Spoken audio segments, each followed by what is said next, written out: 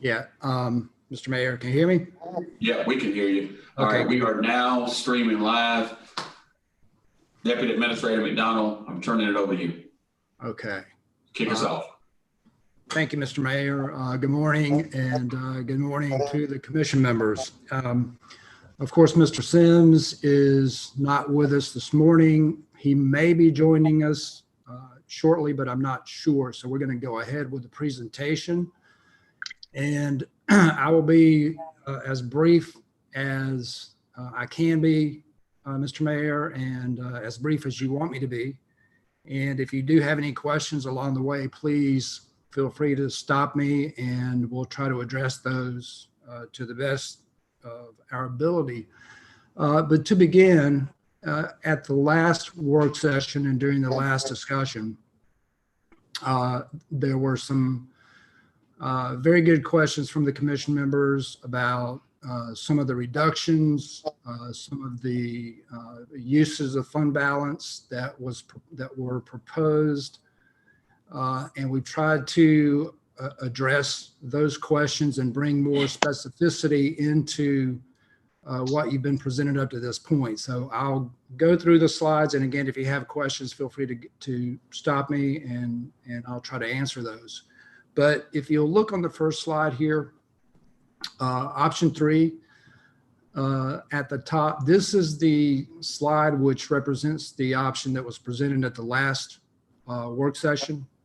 And if you see, everything balances out with those proposed solutions being the transfer from transit, the use of fund balance, the reinstatement of the stormwater payments, and then the strategic reductions, which at the last work session, the strategic reductions were not specified. We were just showing a number at that point. So we're going to try and drill into that a little more today and hopefully answer some of your questions. Jeff, if you'll go to the next slide. Okay, here we've revised, again, based on some of the comments from the last work session from the commission members, we revised and I think fine-tuned what the administrator's recommendation looks like at this point. You'll see, again, under the proposed solutions portion of the slide, eliminate the transfer to transit. We're still showing that, which is 3.6 million.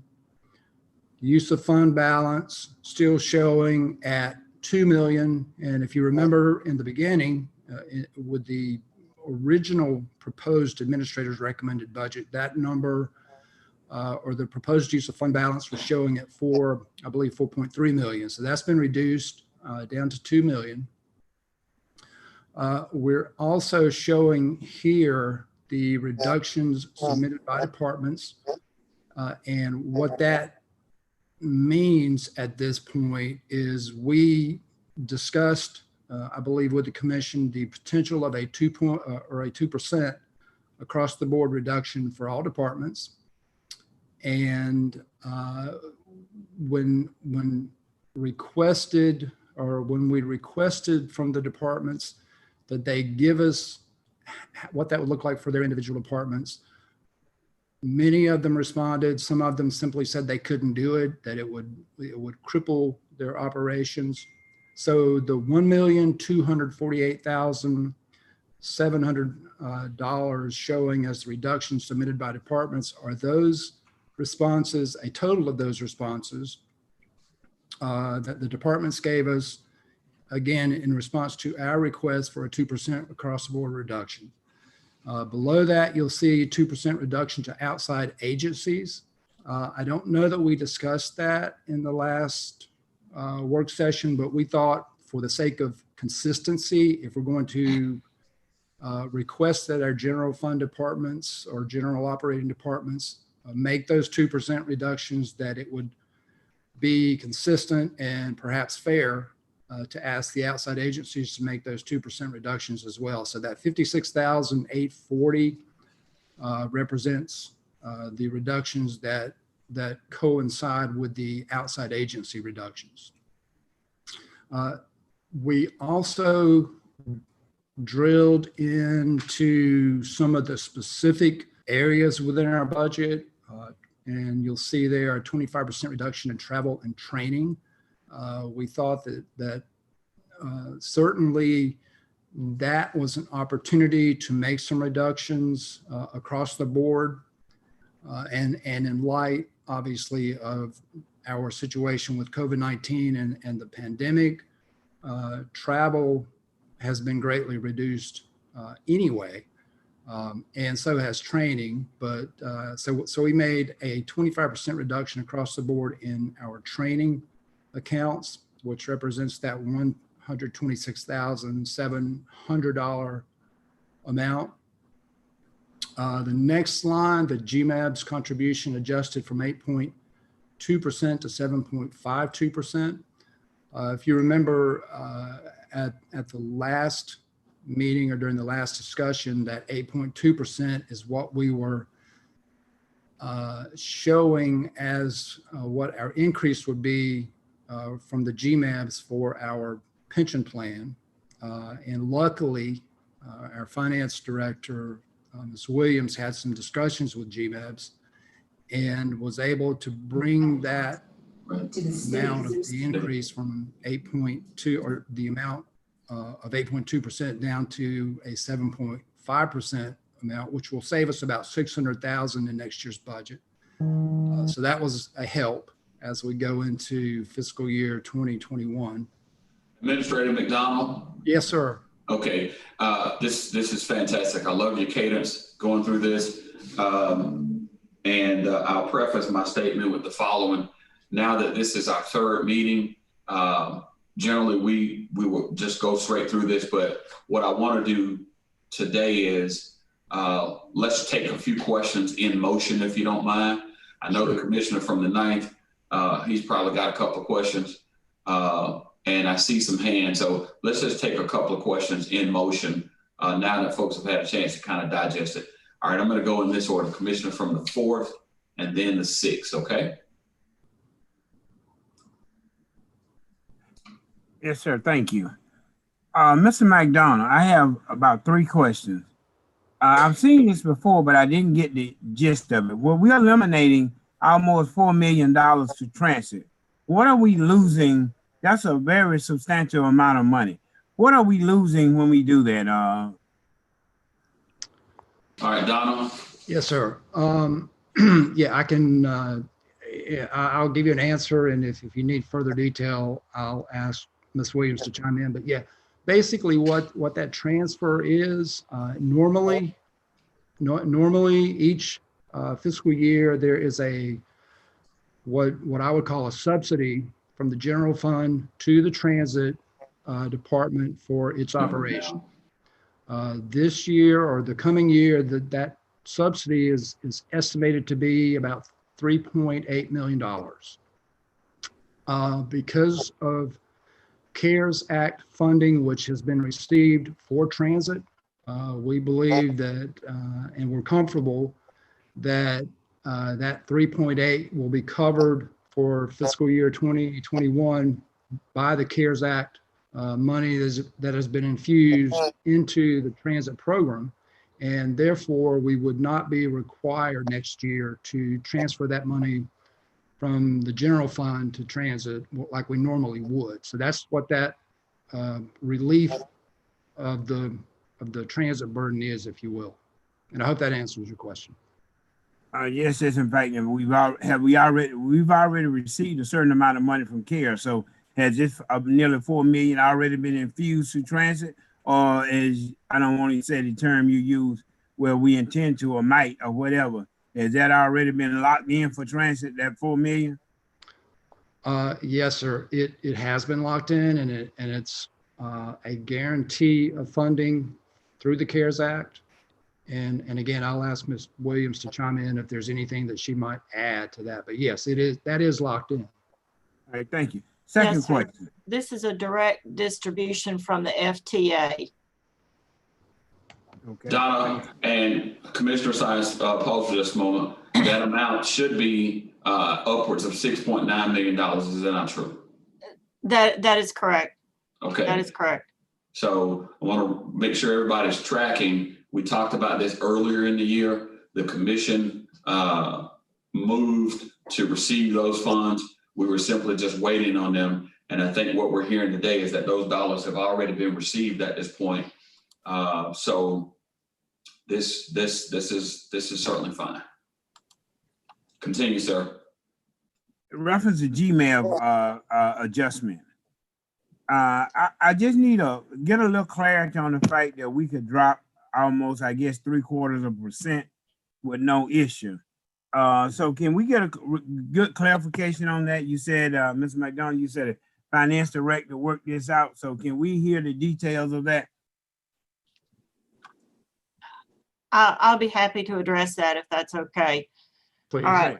And we receive our actuarial study from GMEBS in roughly the beginning of September each year. That is the timing of the receipt of that study. When that study came in this year, it had I'm going to classify it as a monstrous increase in the level of required contributions or requested contributions from on the employer side.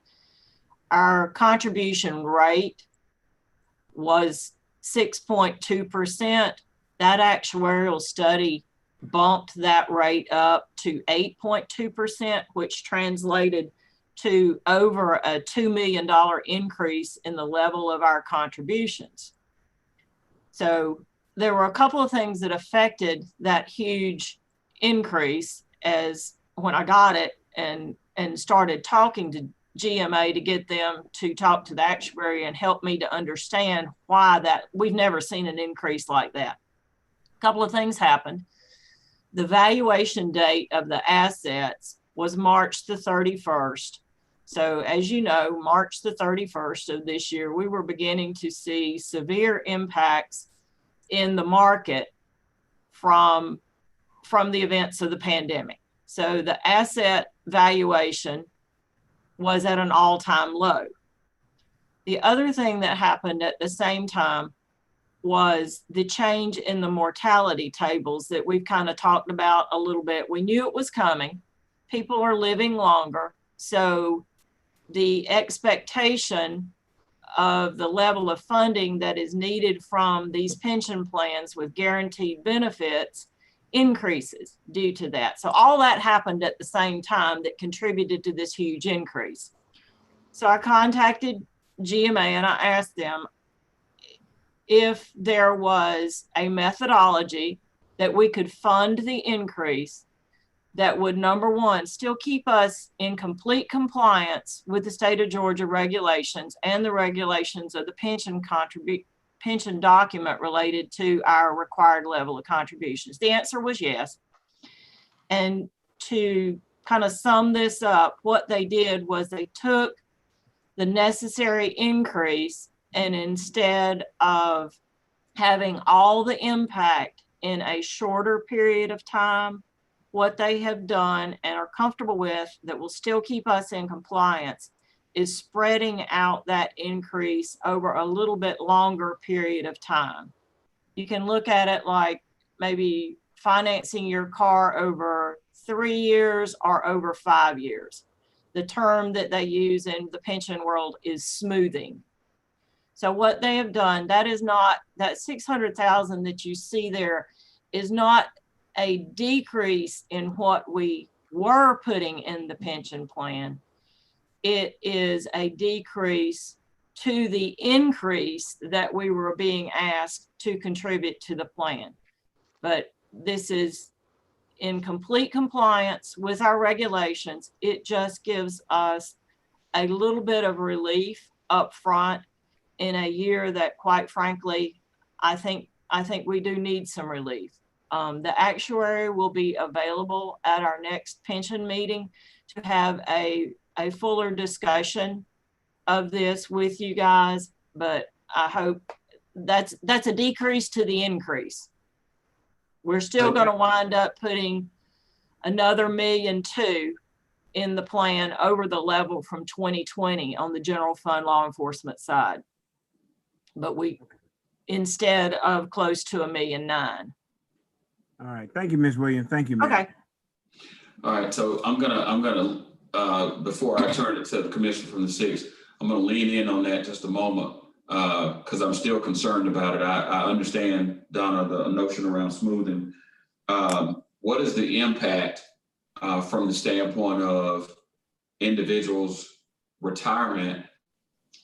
And this is as you've articulated it, this is a one-time decrease. So instead of the full 1.9 million in 2021, this 600,000 is going to be trued up at what, 2022? The 600,000, it just spreads it out. So instead of looking at $1.9 million this year and doing a completely separate calculation next year, and the actuary really can do a much better job explaining this than I had. What they did is they spread that out more over the life of the plan and the impact that is gonna have on our funding of the plan. Obviously, we could even see a change next year that would take us even further down. The value of the assets recovers significantly somewhere on down the road. So, again, I'm going to go simple math on this one. Instead of us contributing 1.9, we're going to contribute 1.2. We're going to contribute 1.2 more. It That's takes correct. us, we put in the plan, for this year, our contribution is close to $7.8 million. This would take us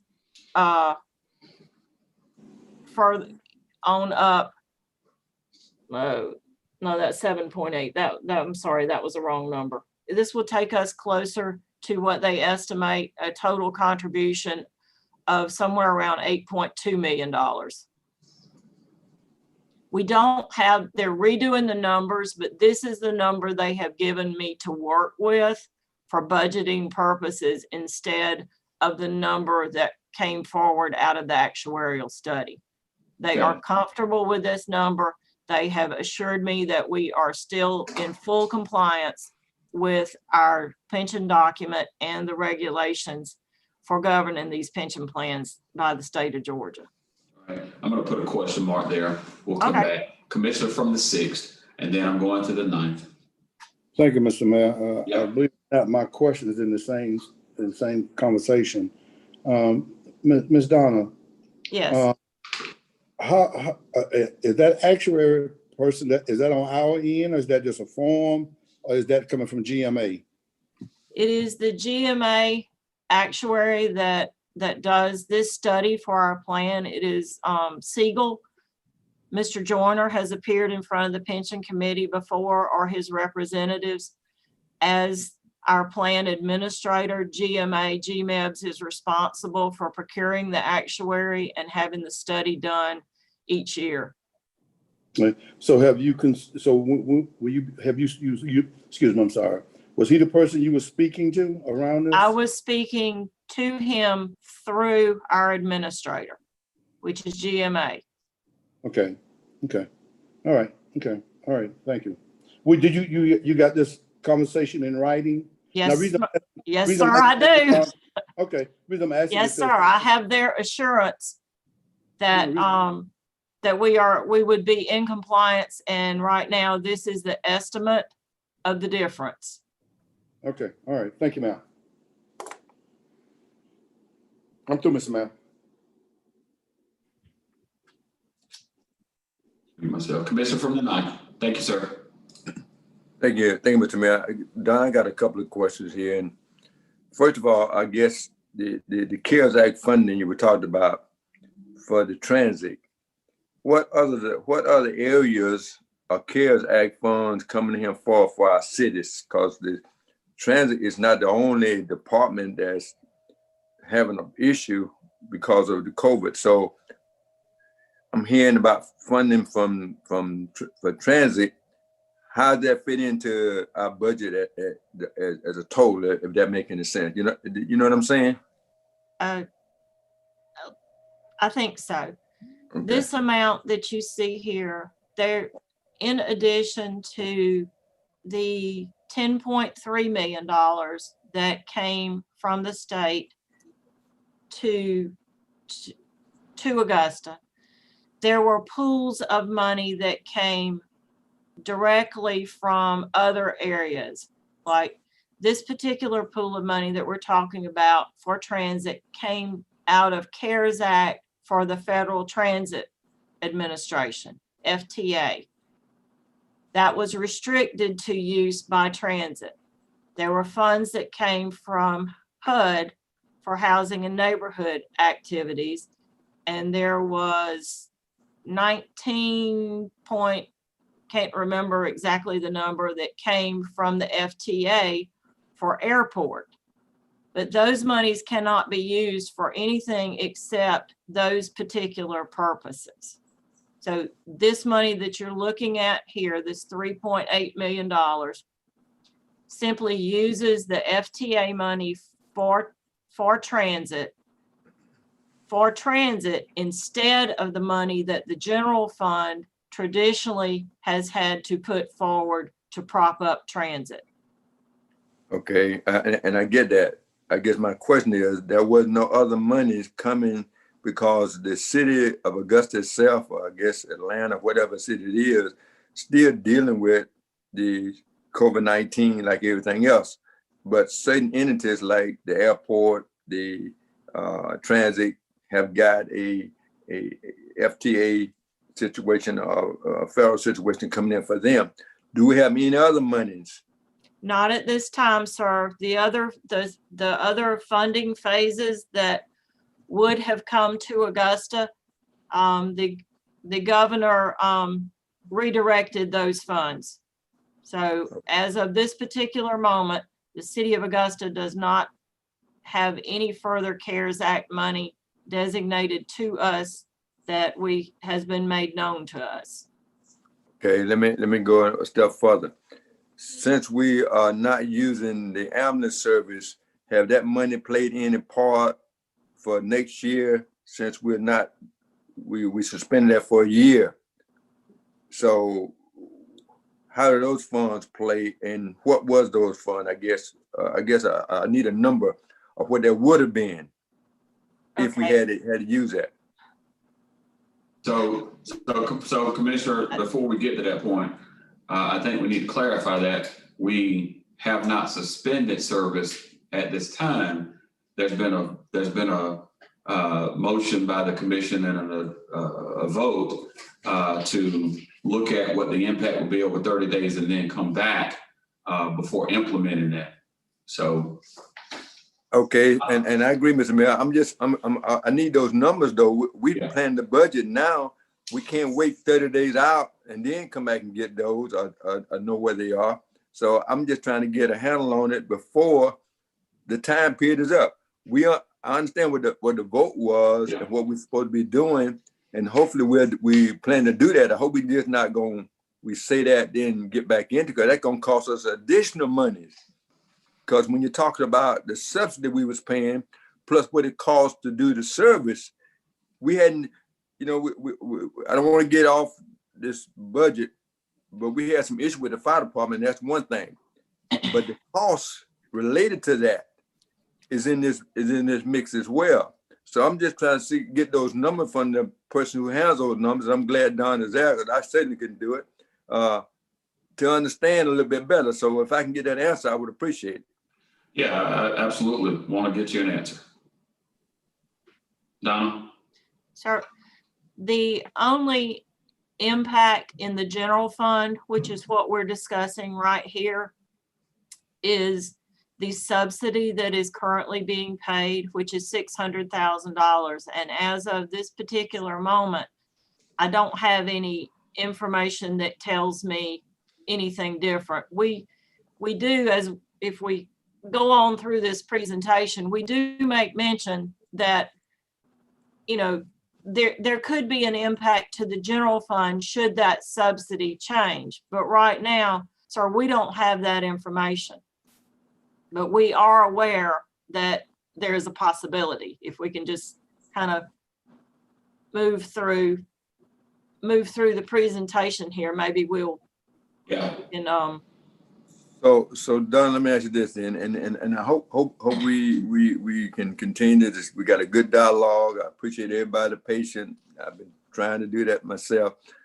The overtime factor, what I'm thinking about, that would played into this, would really put us in a different situation if we just count that. And that's why I asked that question.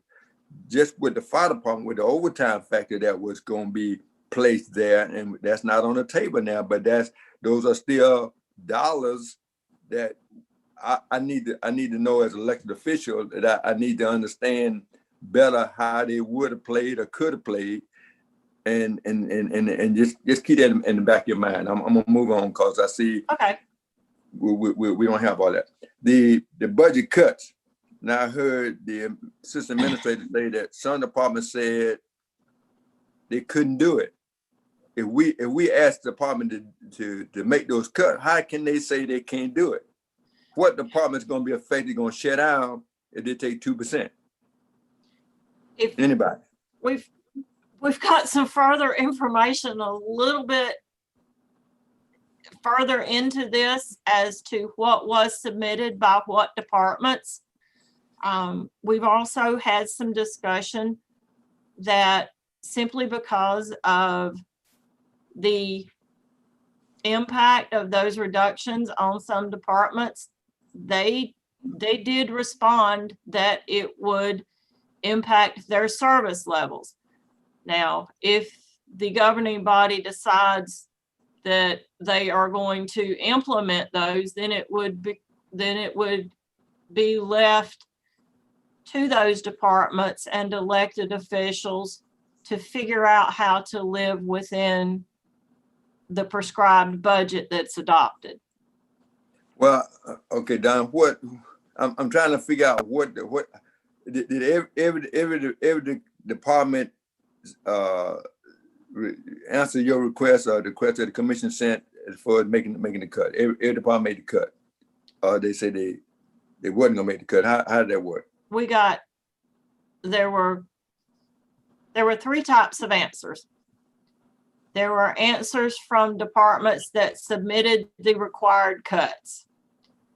There were responses received from departments that said that they could not implement the required reductions. And then there were some that we have yet to receive a response from just yet. All right. Well, how can I make an intelligent decision when I hadn't gotten the information that we as elected body, not myself, but the body asked for, that we don't have? I mean, because if we don't have the information. So let me chime in right here, Commissioner from the 9th. What you asked for was a proposed 2% reduction across the board. What you have is the best guess at that, which is the 1.248 that finance and the administrator's office has recommended. Remember, you didn't have this information on slide 3 prior to today from the standpoint of what that recommended reduction would be, right? So now they've included that. So they've done what you've asked as it relates to providing you with a number that gets you to the quote 2% cut. Now, I've said this, and we're not at that point yet, and I like what you said earlier. This is a good dialogue. The cadence of the conversation is coming along well. And I think as we get deeper into this presentation, we're going to end up at a really good place for us. So I think they have done what you've asked as it relates to the proposed reduction. No, I disagree, Mr. Mayor, and I'm gonna keep the dialogue good. We're gonna keep it. We ain't gonna dance today. We're gonna stand face to face. We ain't gonna do no dancing. But I disagree because had we asked for that and everybody responded, they could have gave us the number. They gave us some numbers on what they had. They can't give us what they don't have. We, as elected body, we made that decision, and the buck stopped with us. That's what gets me when a department can say, don't give an answer or don't reply, that said that they running things. That's not true. Not with me, not until December 31st, not even December 29th. So I need some information, Mr. Mayor, so I can make an intelligent decision on a budget that the law requires us to have. But if some gonna reply and some don't, do that make good sense to anybody? Well, I think you could just cut across the board and say a 2% across the board cut from the city's budget. If you predicate that on a budget of $164 million, times 2, that number is roughly going to be $3.2 million. That's an across the board cut. And if you did that, you would have departments and in some instances, agencies that quite frankly go away. That's not what you want. That's not what we want, but that's what would effectively happen. Mr. Mayor, but listen, we're not saying that. We're saying we're asking for those numbers so we can make that decision. There's no department in this government, you ain't gonna tell me in 16 years I've been here that 2% gonna shut them down. Now there's no department. Now if you said 10%, I still would frown on that, but 2%, you're not gonna tell me that 2% of any department in this government will shut down. We got more than 2% waste every year. And I'm not for making any cuts at all, but since we got to do that, I want to hear from everybody that should reply to what the elected body said. And I think the order done been sent out, but we hadn't gotten information, and I'm not satisfied. I can't move on until. Yeah. All right. Well, we'll come back to you then. All right. We're gonna go to Deputy Administrator McDonald to continue the presentation, and I'll come back. Yeah. Right. Thank you, Tony. Thank you, Mr. Mayor. And going back, Mr. McDonald. Yes. Hold on a minute, Commissioner Son. You don't just jump in like that. Raise your hand. I had my hand up for quite some time, Mr. Mayor. I didn't see your hand, sir. Okay, no and I'm looking at everybody. Okay. All right. So I just need you to hold. Okay. Hold on, Mr. Mayor. No. I need to respond to something you said. You respond to something that I said? Yes, sir. Okay, go ahead. Well, you made mention now, and I'm not getting in this conversation, but I want to make, when you said that we have not made that decision, we've made the motion was to spend it for a year. Now you made the commentary afterwards to try to see what that looked like in 30 days, but the motion was to rescind it for a year. So I want to make very sure that not that the kind of things that Commissioner Williams is asking, I do think is a little premature around that, because actually that comes out of the fire department funds.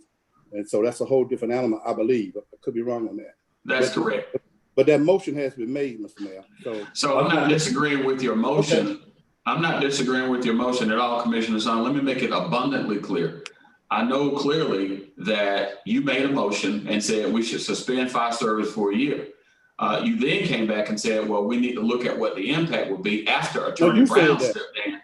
No, Attorney Brown said that. He said we need to look at that. He hesitated, and I'm further reminding you that that's the work that's going on right now, where there's that review of what that impact will be. Because ambulance service, not fire service. That's correct. That's correct. I just want to make sure that you know the motion has been made, and I don't want to get it and not be We're all fully clear of what that motion is. Okay. All right then. All right, Mr. McDonald.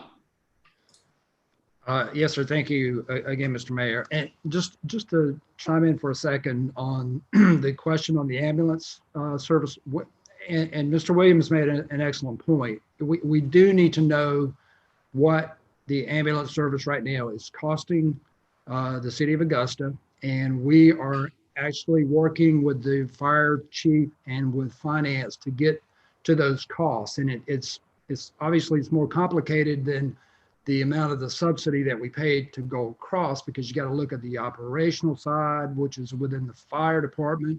You've also got to look at the revenue side, which is the ambulance fees that we're now getting that will change once we stop providing the ambulance service. So we're looking at that, and we're gathering that information and hope to have it to you within a very short period of time. So again, I think Mr. Williams is asking exactly the right questions, and that's exactly where we're trying to get with this issue. On the back to the 2% across the board reduction. And again, I'm going to ask Jeff, if you will, to go to the next slide. Jeff? Can you hear me, Jeff? There you go. Thank you. Yeah. When the issue came up about the 2% reduction, we actually calculated, and you'll see there that first amount, the total amount of the 2%, that's the 2.9 million if we did it or applied it to every department across the board.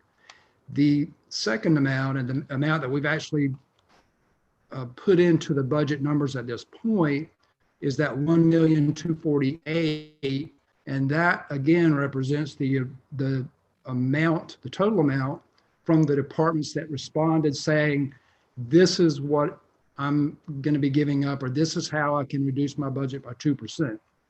But if you do want to take a firmer stance and say that the 2% goes to everybody, you can certainly obviously do that. And what that would generate, instead of that 1.2 million in reductions, it would generate that 2.9 million amount that you see there at the top of the screen.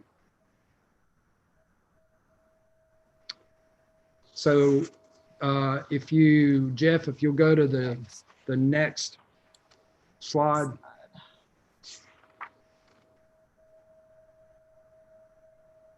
Yeah, and what slide, the next three, I believe, the next three slides shows you is, again, those departments that did respond to the 2% reduction request. This is the amount that they have calculated that would be reduced from their 2021 budget based again on that 2% reduction request. So you'll see on the first slide there, slide number 5, that's these are the general fund or general government departments. The next slide over, Jeff. Next slide. Jeez.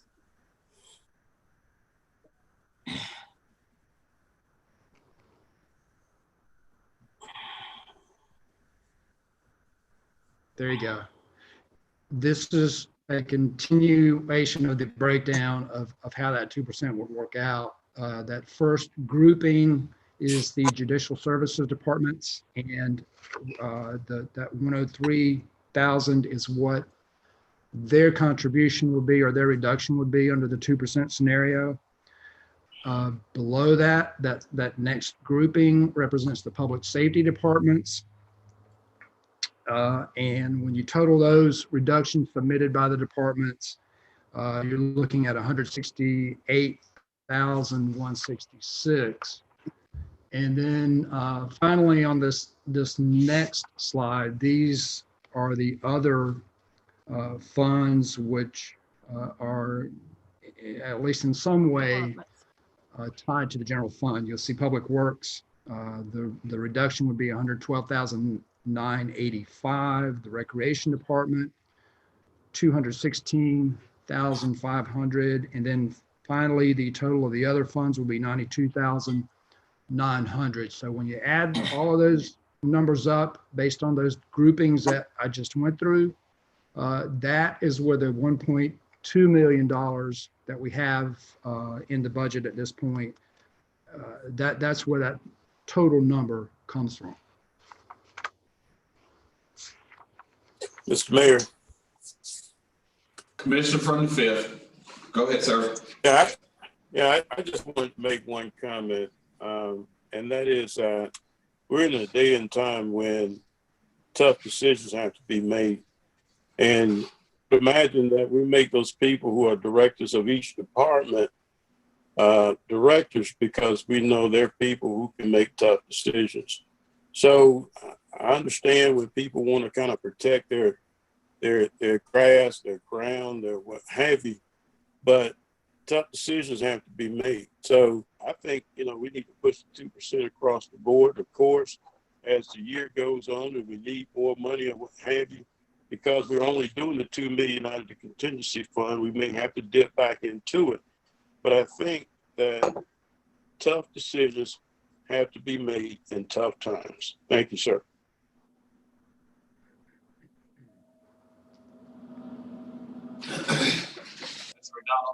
Thank you, Commissioner from the 5th. All right, Commissioner from the 10th. Thank you, Mr. Mayor. You know, I'm a little concerned with the, and just put it bluntly, the lazy way that we're trying to come across with cutting the budget at 2%. That's just real easy. I think we still need to go into each department and look at each department. And I agree with the commissioner from the 9th. We don't need to necessarily request, we need to direct the cuts. And I'm really concerned with the 2% cuts across the non-contractual outside agencies. If we're not contracted to the outside agencies, and I'm looking at them and you know, we give these same agencies the same money over and over and over each and every year. Some of them need it to operate. I think some of it can be cut drastically. And I think a couple of them can go away completely. And I made that clear in the past. But, you know, I just can't go along with a 2% straight across and we'll just get it done. And, you know, I can't agree to that, Mayor, and I'm going to stick to that. So that's all I've got to say, but thank you. All right, Commissioner from the 10th, thank you as well. All right, Mayor Pro Tem. Thank you, Mr. Mayor. My question, I have a couple of questions. Number one is, it was mentioned that all departments have not responded. I think this commission not only needs to hear from every department, I think we need to know what they have to cut if these cuts happen. There's no reason that any department should be excluded from this list. So I would hope that we would get a list of every department and their response, because if they haven't responded, I don't think that's respectful to this governing body, that they think they don't have to answer to a tough time that we do have. So I would hope that we would get that. And number two, my question is the mayor's office and the office of the commission, clerk of commission, is that in this list for the cut as well?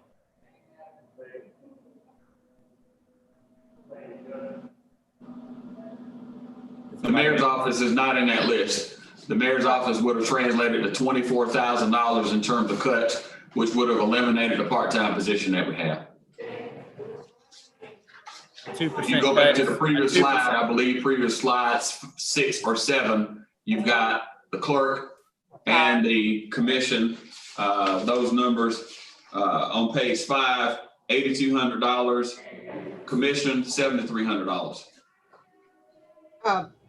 Mr. Mayor and Mr. Prenham, the clerk's office, the commission office responded to the dollar amounts that were sent to us by finance, and those deductions were made according to the numbers that was sent to us from finance. Okay. So in essence, we complied. Thank you. All right, so if you go back to slide 5, Jeff.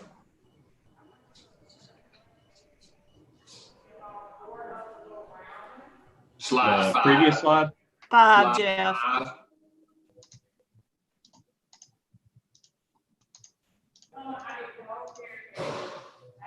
There you go. Where is that? That's it right there. There you are, Commissioner.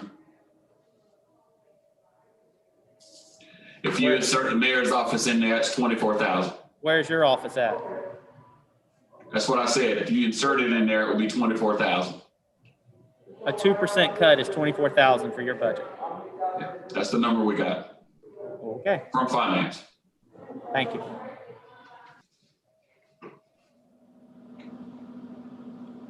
All right.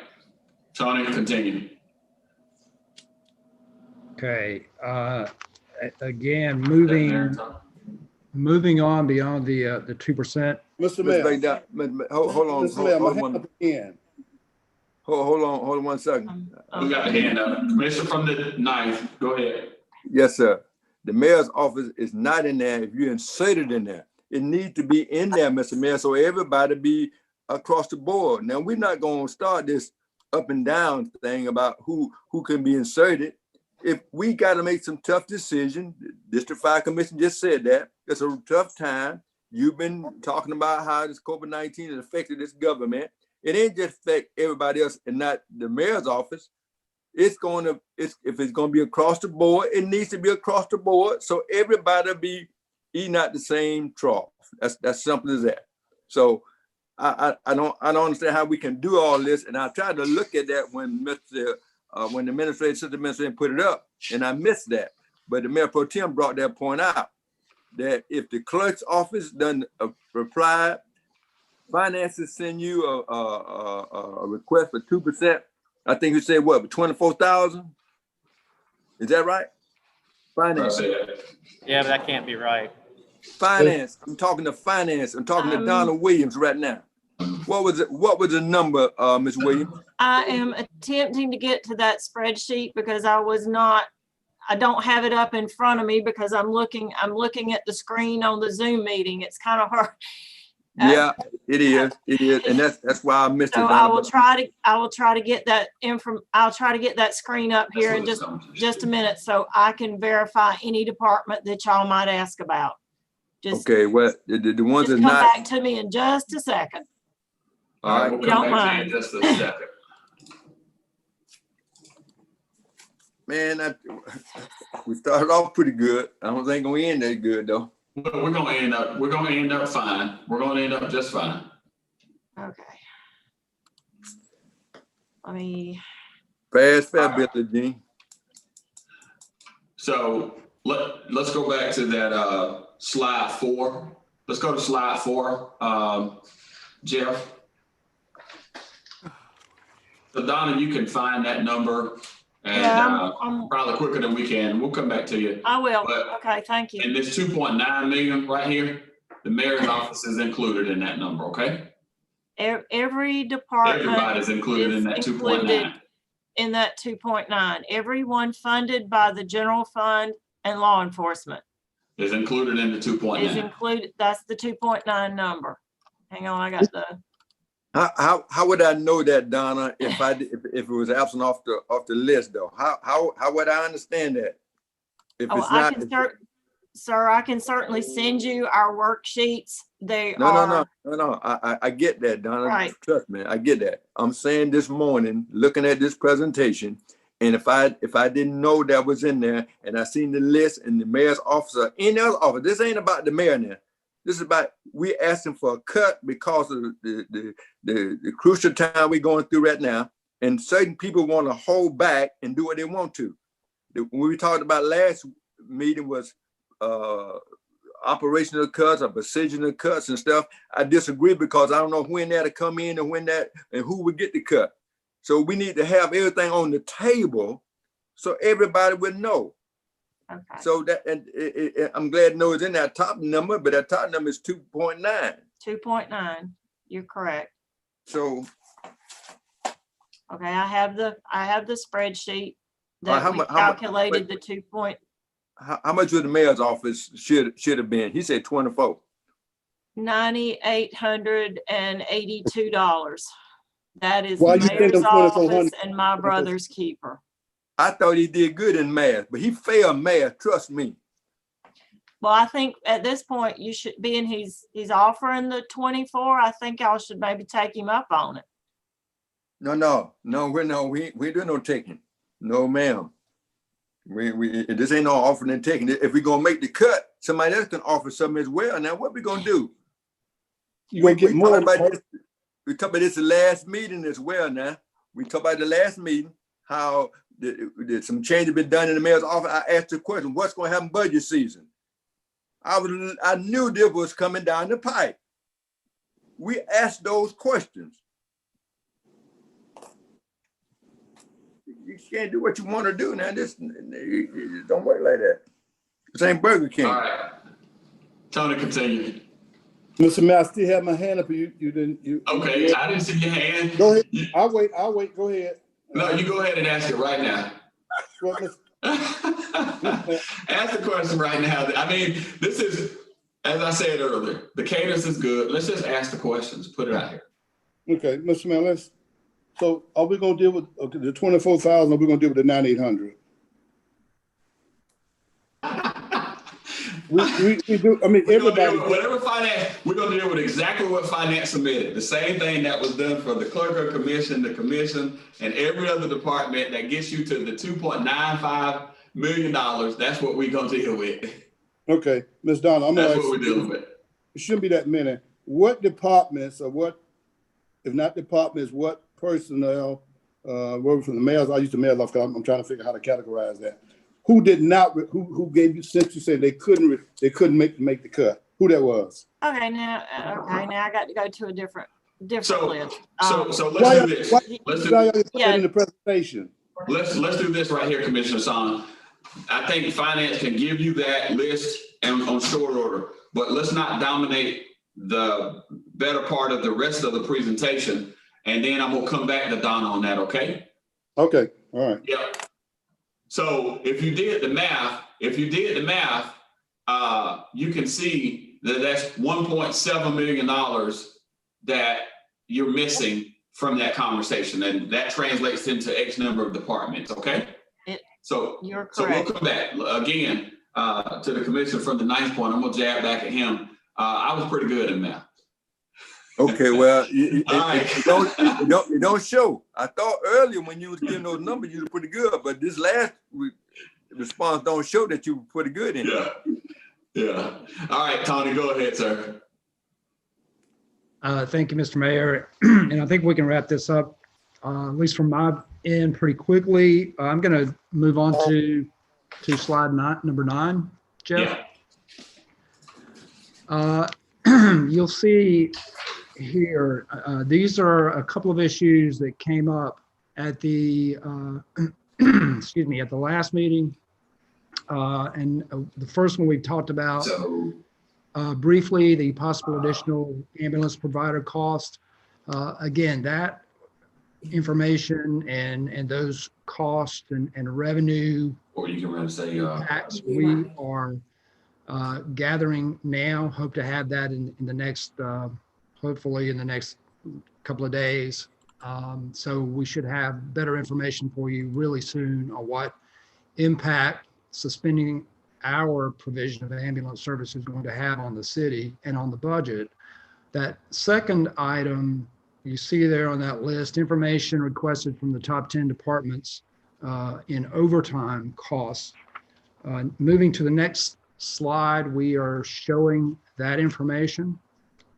And you'll see there, first of all, the list of departments that have the most cost associated with overtime. And it's typically the ones that you would expect: Sheriff's Department, Fire Service, Utilities, and so forth. So those are your top 10. That first column of numbers is the 2019 actual expenditures for overtime, both in the top 10 departments as well as the overall total expenditure, which you'll see at the bottom, the grand total number of 5.9 million. The next. That's McDonald. Yes, sir. I got a question right there, please, sir. Okay. On utilities, being an enterprise, that overtime number comes out of our general fund. No, sir. That's not the, and I think the request, and we actually had a discussion about that very thing yesterday when we were putting the presentation together. The question or the request for information at the last meeting was not generated or associated directly with the general fund. It was simply the top 10 expenditures for overtime, which includes, of course, the general fund in many cases, but it also includes other funds like utilities. So that's a good point, Mr. Williams. All of these on this list are not general fund expenditures. Okay, let me ask you another question since I got it, Tony. What have we talked about the enterprise with our utility department, with the water department, as far as a fee, franchise fee, receiving any more. We had not raised that. The water bill go up 3% every year, and we're gonna continue to do that. The more people we add on, the more money we come back into water, and we need the money for sure. But we don't need it as bad as we needed to go to help out with the general fund. So have we considered talking to the utility department, bringing something to the commission about increasing that? Do we know, at least I don't know, in the 16 years I've been asking this question to Donna and everybody else, how much money is in water? Do anybody know? So, Commissioner, that's certainly a valid question. When I raised this issue at the last meeting about overtime, I simply wanted a snapshot of where we were seeing our, quote, biggest users, with the clear understanding that many of these entities were not, in fact, general fund expenditures. So again, I think it's important for the commission to know where we generally trend from an overtime standpoint. We need better management of overtime. And we've not done a good job of that, but we do need that. And I think your question, we can come back to that if you don't mind, with regards to, how much money is in utilities. Okay, and I think we need to know how much there so we can either ask for an increase or whatever it is, because the water bill goes up 3% every year. People think the water bill money goes to general fund. That's not true, never been true, not since we made an enterprise out of it. And people think that I'm paying water bill so the city ought to have money. The money is set aside. And we need to put that out on the table, but forget about that right now. But those numbers is confusing when people look at that and thinking that's part of the city. I mean, that's part of our budget process. And that overtime is important. Well, yeah. it is, but it's not, Donna, because the money we're talking about, if the budget, if the enterprise money is not paid out of that, then it's not affecting the budget. Is that right?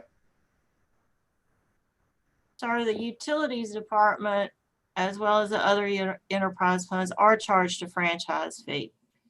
When their revenue goes up as a product of that franchise fee, which is a percent, then the amount that is paid by utilities for franchise over to the general fund by default goes up as well, sir. Okay, but does it go up the same thing or goes up different? Goes to the general fund. Yes, sir. It is a part of the revenue stream that is helping us balance this budget.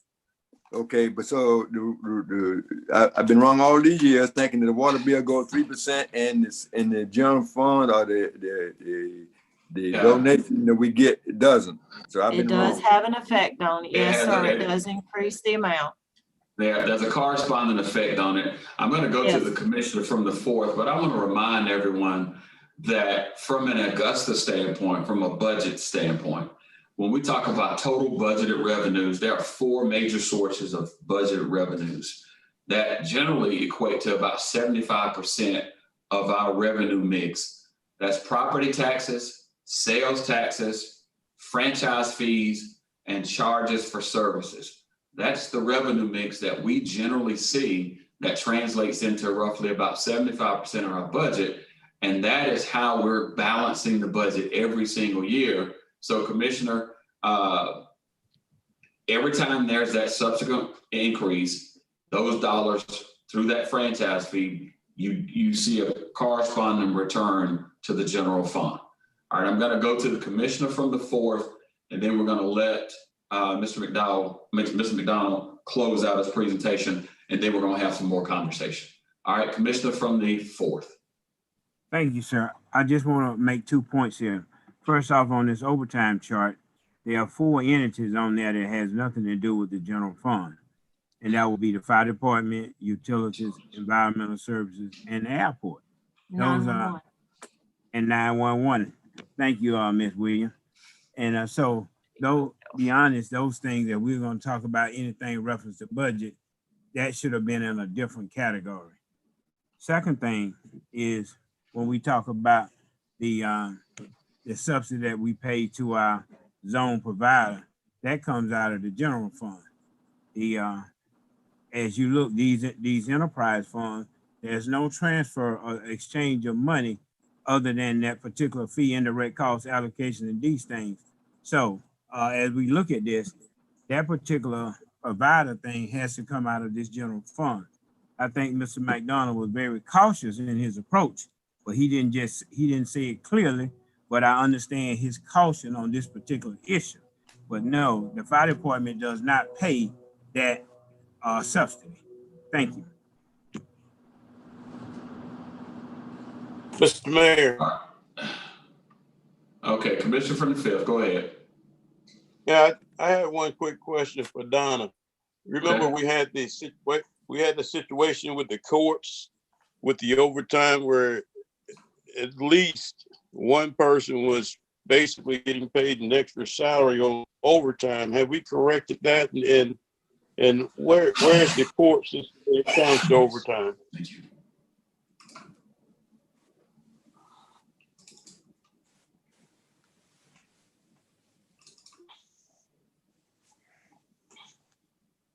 She's muted, Mr. Mayor.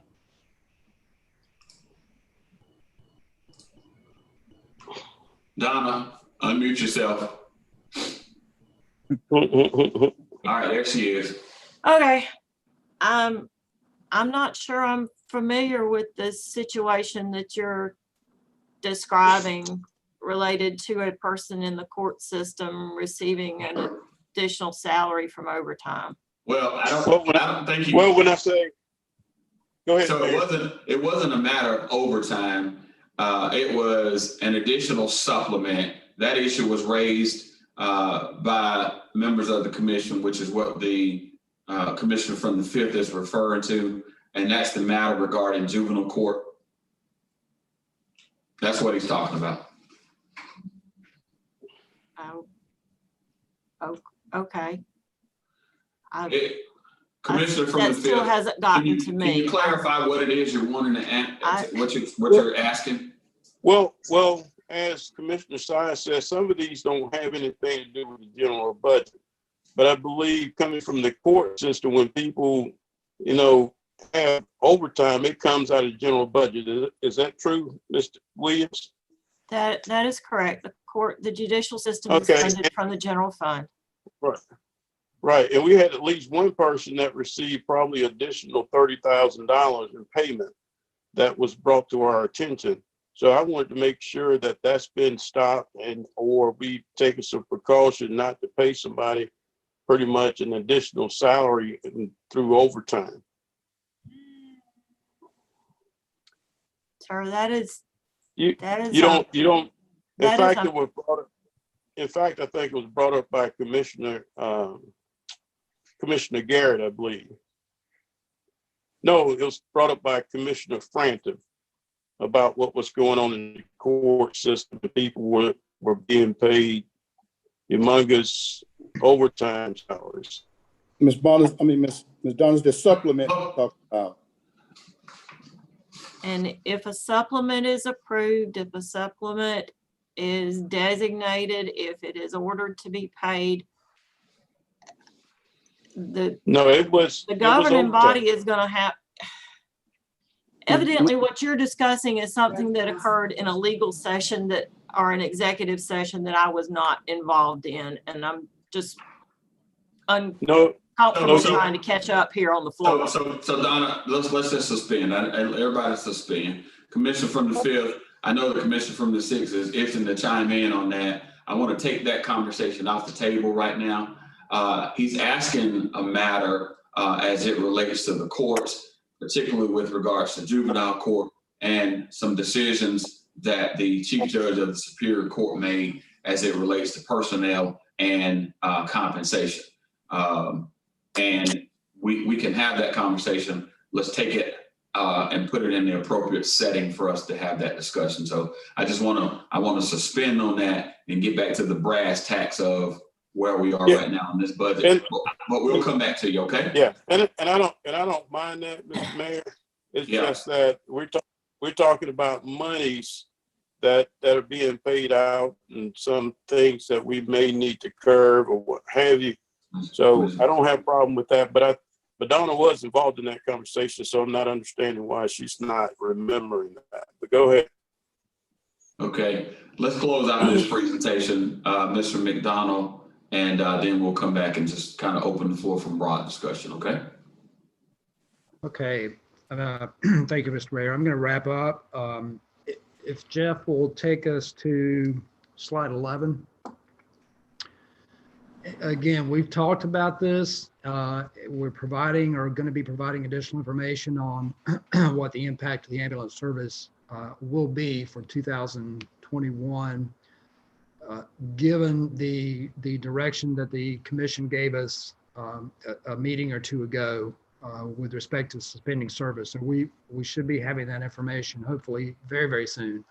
One of the, that second bullet there, one of the strategies that we've included in the budget that may be of use if it turns out that we're going to have to pay an additional subsidy or there's some additional cost for ambulance service based on, again, the direction we think we're headed. There is money in the contingency fund that we budgeted that we are looking at as a possible bridge to support whatever changes may occur. So again, we don't have anything firm for you at this point, but we do have a safety net, if you will, for dealing with those changes.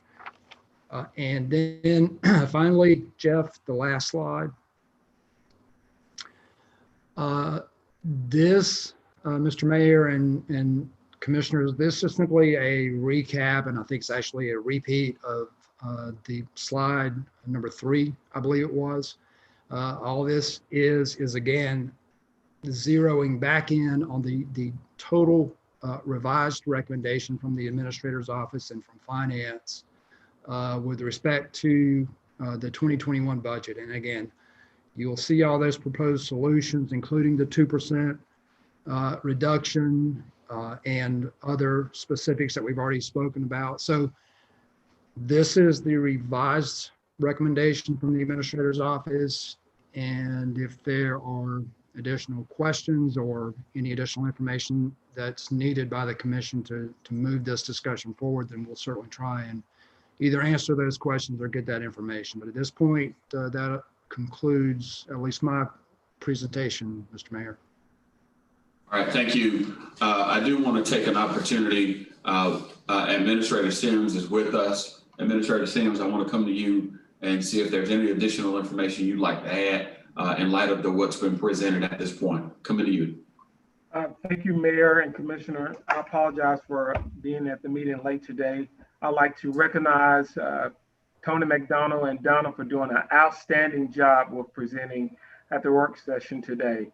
I know at this point we wanted to provide you all a firm solution for a balanced budget. And if there are any things that you all like for us to add or address, we'll be happy to do so. There was a lot of debate or questions about the departments who were able to make the 2% adjustment. We have those departments listed. I did speak with some of the departments, and I would like to go on record of saying some of the departments indicated they could or they would try their best to do it, but it would have a drastic impact on their service deliverables. And again, we want to be mindful of still trying to maintain the expected services that our citizens expect and deserve. So we did provide some solutions that if those departments were not able to come up with the 2%, we have some solutions before you all to address that as well. Thank you, Administrator Sims. And so at this point, again, we can have some more broad discussion.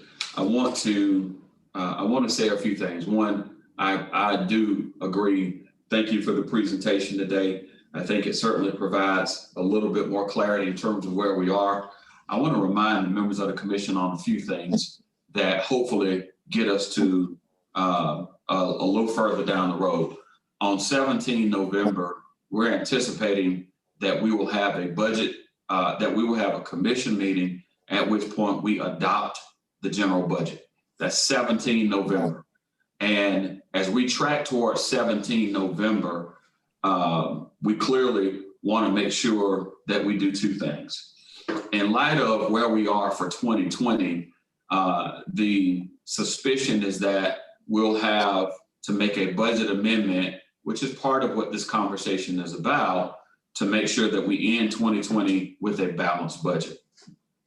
There have been a series of things that were sent out by either myself or other members of the commission with regards to staffing, with regards to sales tax collections. And I think that it gives us a better holistic picture of where we are. Let me mention the following.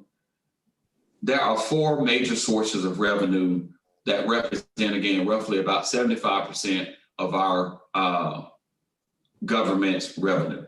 Property taxes, sales tax, franchise fees, and charges for services. From 2018 to 2019, we had a 1.8% increase in our property tax digest. That means Augusta's trending upwards.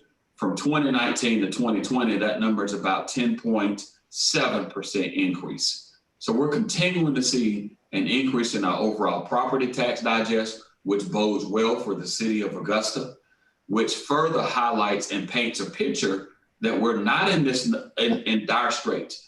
COVID is unprecedented. We've said that. Administrator Sims in his first presentation has said that as well, but we are much better off than so many other local governments, not just in the state of Georgia, but across this country. We're in much, much better situation. To that end, you've heard it from Administrator Sims, you've heard it, I've said it consistently, and I will stand firm on this, and I've heard it from the commissioner from the night today as well. The requested number around 2% budget cuts is roughly $2.9 million. At the end of the day, I've said it, when you make austerity cuts like this, it slows economic growth. It does nothing in terms of helping us from a debt perspective, and it becomes damaging to the overall government and, more importantly, our ability around service delivery. So as we track towards next week, there's a public hearing that will take place on 3 November, Elections Tuesday. Our meeting is on 4 November, the next day, i.e. Wednesday.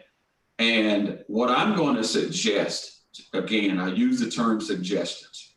We have some numbers that are in front of us that I think we need to start making some decisions. On that last page, which was a recap of how Mr. McDonald started the presentation, there are some proposed solutions that I think we need to start checking a few boxes here.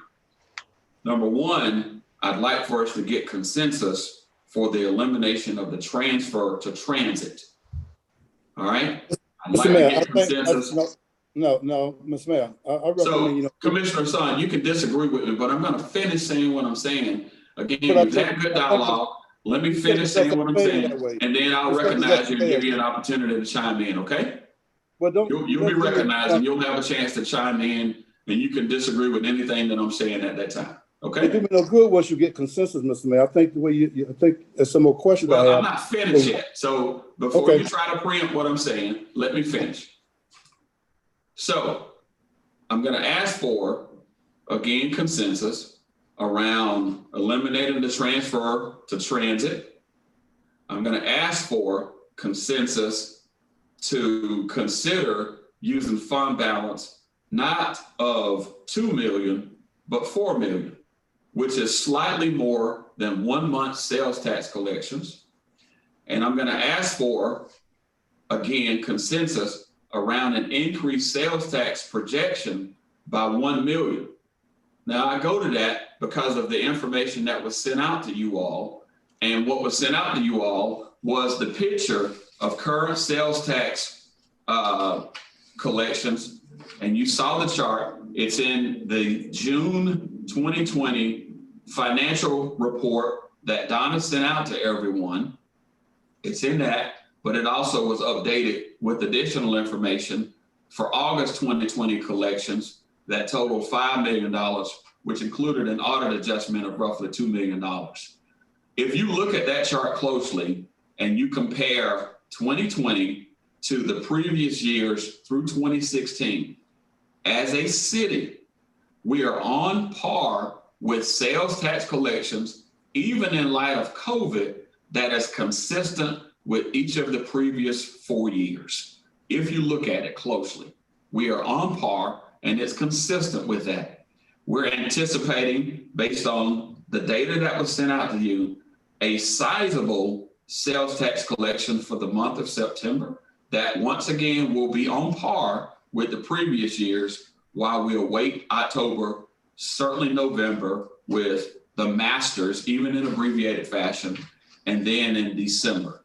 So those things I think are equally important for us to give strong consideration to. And as we, again, have robust conversation and debate, those are things that I'd like to put on the table for some level of consensus around. And then when you look at the reduction in travel, that number can probably go up to anywhere from 50 to 75%. That might be more appropriate. And understand this, even if we make those adjustments, we can evaluate that mid-year. One of the benefits of local government or governments in general is the opportunity to make mid-year adjustments, which we tend to be afraid of, but COVID has shown us. Now is the time to be thoughtful about how we look at making mid-year adjustments in light of what the current economy tells us and what it's dictating to us with regards to where we are from an overall perspective. Questions have been raised around the GMEBs. I'm very cautious about that one, particularly in terms of people's retirements. And I don't want to do anything from a government standpoint that gives the appearance that this governing authority is in the business of defunding law enforcement, i.e. defunding the police. That is not where we want to be. And so I want to discourage anything that would impair our public safety and law enforcement efforts. And so, all right, I'm going to come to the commissioner from the 6th, and you can now express yourself. Commissioner from the 6th. Thank you, Mr. Mayor. We can't see you. Commissioner, we can't see you. You can't see me? No, your video is gone. Yeah, that's probably when you cut me off. No, I didn't cut you off. You got another name? You cut yourself off. Yeah, okay. You control that. Thank you, sir. Mr. Administrator, is he there? Yes, sir, I'm here. Is this payment in lieu of taxes still standing in this budget that's being proposed to us? It is, sir. After the debate, the discussion last time, we kept it as it was, so it's still there. Yeah, I think there's a desire not to bother that. Okay, that's one thing wrong with it. The other thing, Mr. Mayor, I'm gonna make some comments around what you said about the sheriff. I trust the sheriff enough. If he made this cut without kicking and screaming, and if he did, he might have done it in his office. I'm not sure he done it with the administrator. Then obviously he could stand this cut. I definitely don't support it. We have an opportunity to do some of the things that we're talking about here now. Now, the payment of lieu of taxes does concern me. Now, if that has to happen, we may. I don't necessarily see us want to go up to the $4 million that you're suggesting. I am in agreement with you about the GMEDs. I'm totally in agreement with that. I'd rather make that sacrifice than have the potential that they come back later on. And Ms. Donald, this will not be held against you. It's just that it doesn't be true to form of what we'd expect. The people retirement is impacted by that. So I would encourage us not to do that one either. I totally agree with the mayor on that one. I totally agree with that. Ms. Donald, you ain't gonna be explaining that one away. So you're not gonna be explaining that one away to me. Now I like to see you send us a list of, Mr. Administrator, of the entities that did not participate, and let us make a decision, because the one who willingly participated, obviously they feel they could afford to do it. And let us make a decision about who the ones who said they couldn't do it, and see, do we believe that their level of service will be impacted? I'd appreciate if you send us that list of the ones who did not. Correct.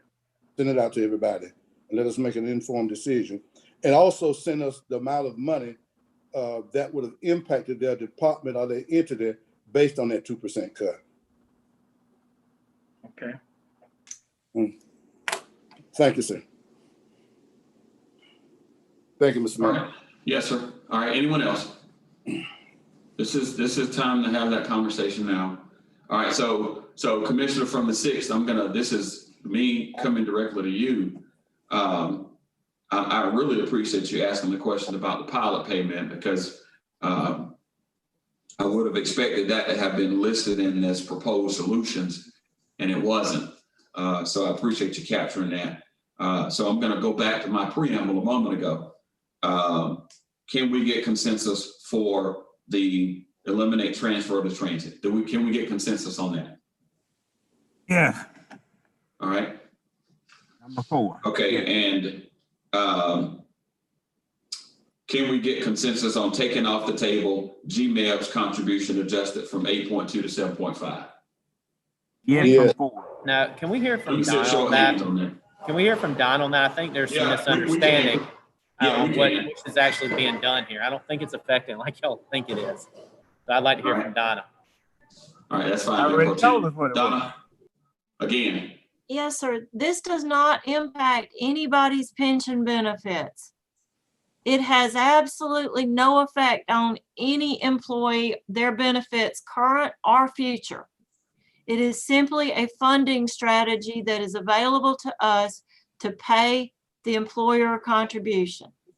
You can put that, I heartily recommend that you put this amount in the budget, being it is the one that is most likely going to come back from the actuary, and he can be in front of y'all to explain this. But there is no harm in taking advantage of this funding option that is available to us that still keeps the plan in complete compliance and has absolutely no negative effect on any of our pensioners now or prospectively. That is what I have been informed by GMEBs. This is not unusual that when a very large increase comes across from the first actuarial study that comes in, that is reviewed, and at some point it may be adjusted. As long as the plan is in full compliance, which this will keep it there, you're not cutting anything, you're not taking anything out of any benefits. So it's simply a funding methodology that is available to us. all right. I got a question, Mr. Mayor. All right, for the record, I still am opposed to it. We can have a separate conversation because the way we fund pension is there's an employer contribution and there's an employee contribution. I get all of that. And so we can talk about it. We can talk about it again. That's just Hardy Davis's perspective. All right, I'm going to the commissioner from the 9th.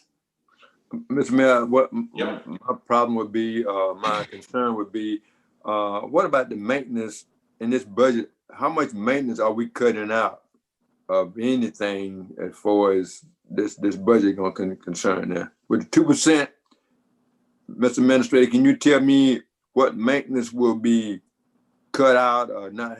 Because there's no sense in having services if we're not going to be able to maintain it. Commissioner Williams, each of the departments were provided a 2% number from their budget, and they were given the decision to identify the 2% reductions from their budgets. Most of the departments knew that we wanted to maintain service deliverables and we did not want to impact our operations. So they came up with the 2%. For example, in the administrator's office, we went through different line items and we were able to identify the 2% in our office, and likewise for other departments. So that no maintenance is going to be affected, what you're saying, in other words. Correct. The departments had the option of identifying the 2%, in which there was no direction or directive of having an impact, a negative impact on operation. We indicated only 2%. Okay. Well, with the stuff that Commissioner Hassan asked about coming back to see who responded, how they responded, who said they couldn't, we'll make that decision as elected body to see who's on first and what's on second. Thank you. Mayor and Commissioner, Mayor Pro if I Tem. may, Okay, go ahead, Administrator Sims. if I may ask, is that with the strategy that we have proposed before you all, the 3 million from fund balance might be the number. We have looked at cost savings with travel and training from the departments, as well as with the 2%. And we think the 3 mil from fund balance might be the number if we would ask for consideration. Okay. All right, fantastic. All right, so I'm gonna go back down our list here. All right, I think there's a general consensus from the members of the commission. I'm gonna come to you, Mayor Pro Tem, next. Okay, I'm gonna come to you next. They want to see what that looks like. The commissioner from the 9th, the commissioner from the 6th are adamant. They want to see what that 2.9 number looks like and what departments there are. So we'll hold on that. And the 25% reduction in travel training. All right. Can we get consensus on that number as it stands? Let me just see a show of hands. I think that's fine. Again, we want to make sure we got people who have what they need. All right. We're going to hold on the Gmail conversation. All right. I'm going to come back to you too, Administrator Sims, right? Okay. Okay. Increased contingency. Can you speak to that? The increase in contingency, please speak to that.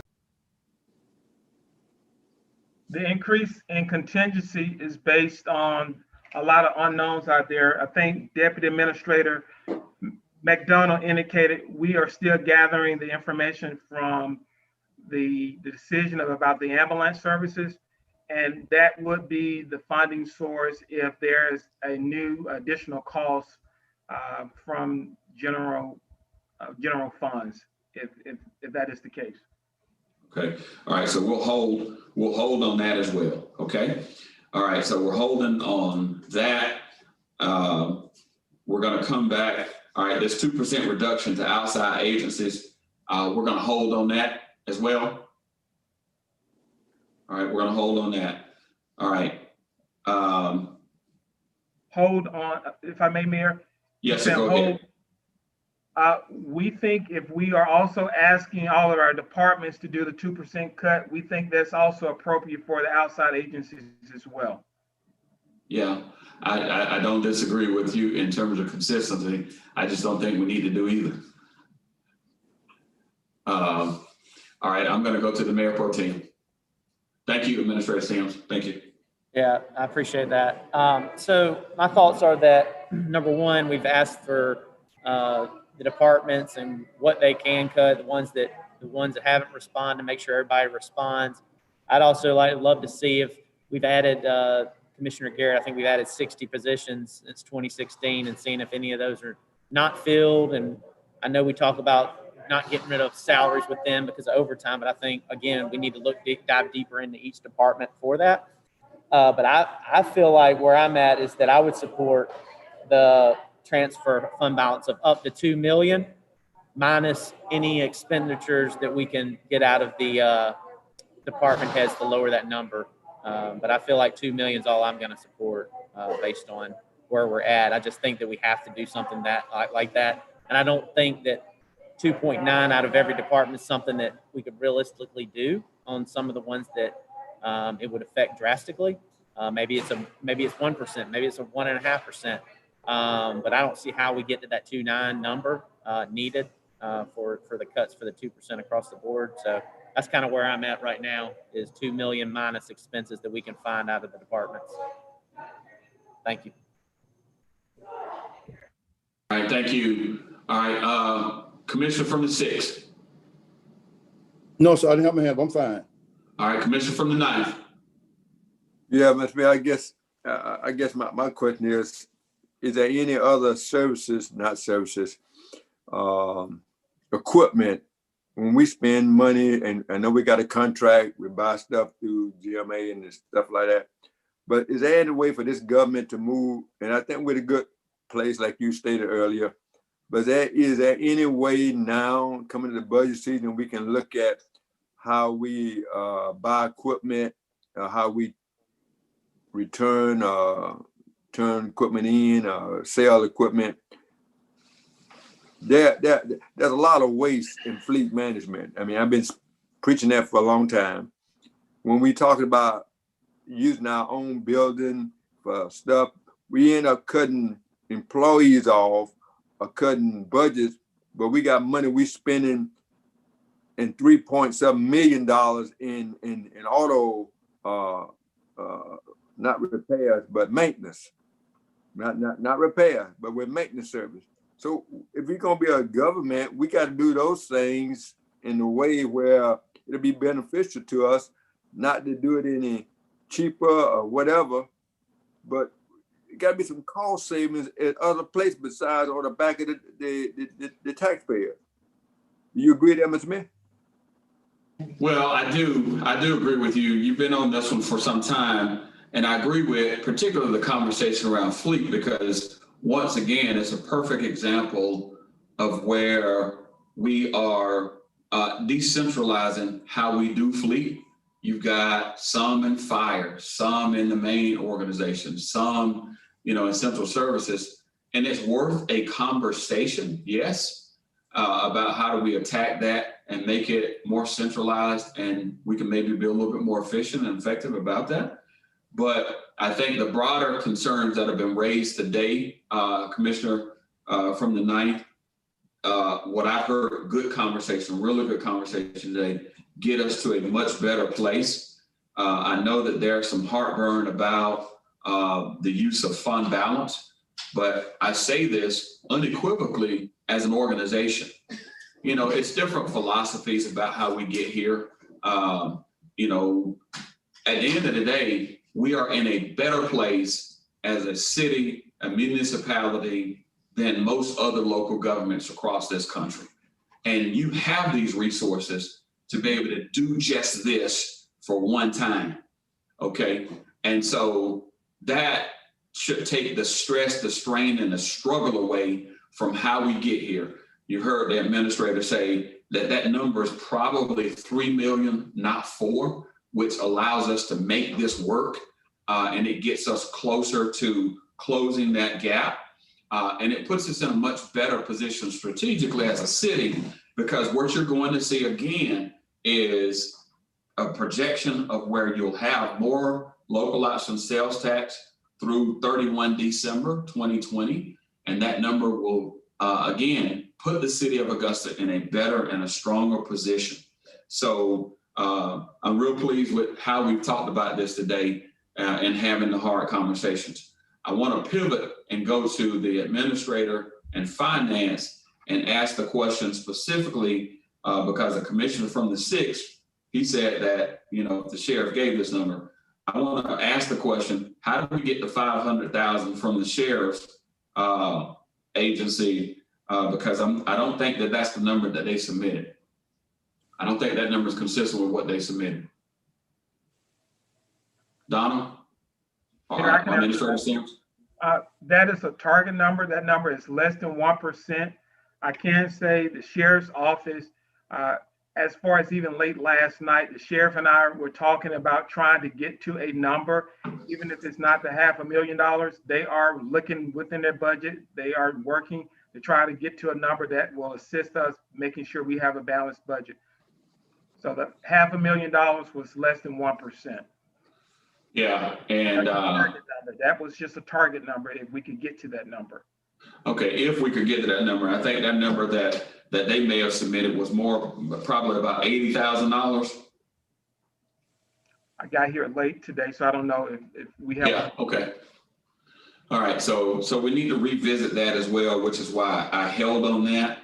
I want to make sure that number one, we're gonna adopt a balanced budget. We know that we're gonna do it on time. To the commission from the 5th perspective, this is a tough time and a tough moment for us, but it's not as difficult as maybe we had perceived it would be because we're in a much stronger position as a city than perhaps many of you are aware of. All right, I'm going to go in this order, and we'll go from there. All right, Commissioner from the 9th, then the 6th. Mr. Mayor, I'm glad you brought that point up about the sheriff. I thought the 2% was everybody coming to the, so what other number is not real, it's just on paper? Because until you said that, I'm looking at this thinking that everybody then come up to the 2%. Now I'm hearing that the sheriff department really hadn't come up there. Is there any other numbers that should be there? I'm not sure I understand your question. My question is, if the number that the sheriff is talking about now is not the 2%, and the administrator talked to him last night trying to get to there, what other numbers should be more than this reflecting on the paper? Okay. So I'm getting false numbers. So I'm looking at stuff that I'm thinking is a real 2% cut, and it's not. Okay, so I'm gonna pivot to the administrator to speak to that. You can answer that question. Sure. I mean, again, I'm gonna remember the commission says, what is a projected 2% budget cut across the board is? If you look at the sheriff's agency alone, sheriff's agency has a budget of about $60 million, maybe a little more than that. So that's a pretty big number, okay? That's a pretty big number. You're talking about $1.2 million. Okay? Yeah, I get that. I get that, Mr. Mayor. I'm just trying to figure out what's the real number. I mean, honestly. Again, I do not think you nor any of the commissioners, and I'm going to point blank tell you, I am not going to hold the flag defunding police. Hold it. Nobody mentioned about defunding. Nobody's hold it. I mean, I don't want to. I mean, we're just having a conversation now. Well, we have a conversation. Okay, since we're having a conversation, let's talk real talk. Let's talk real talk. All right, that's why just about the sheriff department. What about the forfeiture money that comes into the sheriff department that helps the law enforcement to fight crime, but we don't know where that is. We don't know how much it is. We don't know what it's spent with it. I mean, if you go, when I talk about defunding, now we just talking about real numbers here. So if the sheriff department can sell forfeiture equipment and other things through drug raids and drug seize, we don't know nothing about that. We don't know what that is. In the last 5 years, I have no clue what that number is. But the money is supposed to be used in the sheriff department. You're talking about escort money through the city, through the city of Augusta. That's money goes to the sheriff department. Through every funeral go through this city, black, white, or Indian, being buried with an escort. It's got a sheriff department car. They get funds for that. Don't go through our general fund. So if you're gonna talk, let's talk honestly. That's all I'm saying. Yeah, I don't disagree with you. Again, I think that's a number. There's a number that obviously the sheriff is working towards with the administrator. We will get that in our next discussion. I think once again we're at a good place. You asked solid questions, Commissioner. Let me pivot to the commissioner, unless Administrator Sims has something else he wants to add to it regarding the sheriff's office and what they're working with. We're going to go to the commissioner from the 6th. Administrator have nothing to say? Not now. Actually, I'm looking over an email that Donna just sent from the sheriff's office. So if you all go ahead, I'll be able to. All right, we'll come back. We'll come back to you. Go ahead, Commissioner Son. Mr. Mayor, do you plan to do another workshop between now and the 17th? Oh, absolutely. Absolutely. Okay. Well, Okay. we're just, I think this gets us much closer to getting to the 17th than we were. And so what I hope we would do is, just like we did in our previous one, we'll go ahead and establish a date certain. Quite frankly, we're going to have the public hearing on the 3rd. We're going to have a commission meeting on the 4th. Then we probably should be prepared to tee this conversation up and have another budget work session. Looking again at Ms. Bonner's calendar, I'd say that we probably ought to be prepared to come back in here, give everybody a day to catch their breath on Thursday, and then we'd be prepared to tee this conversation up on the 6th, which is Friday. Friday, November the 6th, same time, same location. Okay. Okay, I just want to make sure about another Yes. workshop. Okay, Yeah, absolutely. okay. Thank you. Yeah. Ms. Bonner didn't know I was looking at her calendar.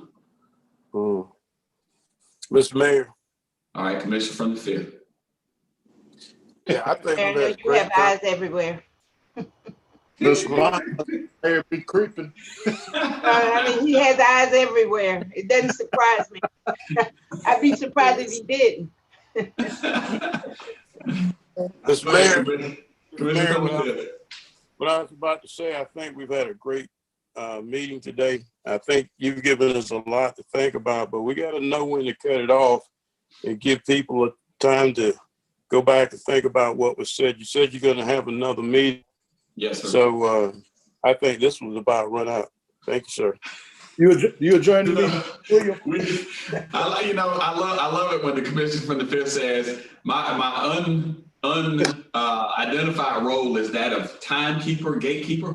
And I appreciate that. So if there are no other questions. Yes, all right, yes. Commissioner from the 4th. Before you set a time, can we do this meeting a little early on Friday? Because I'm good with 10 o'clock, 9 Good. o'clock. 9 or 10. Madam Clerk, 10 o'clock. 10 o'clock's fine with me. All right. Wait. November Look 6th. like we ought to get a consensus here, and don't y'all just do what y'all want to do. Well, your clerk said 10 o'clock now. No, I'm not the consensus. My clerk is not the elected. That's his clerk.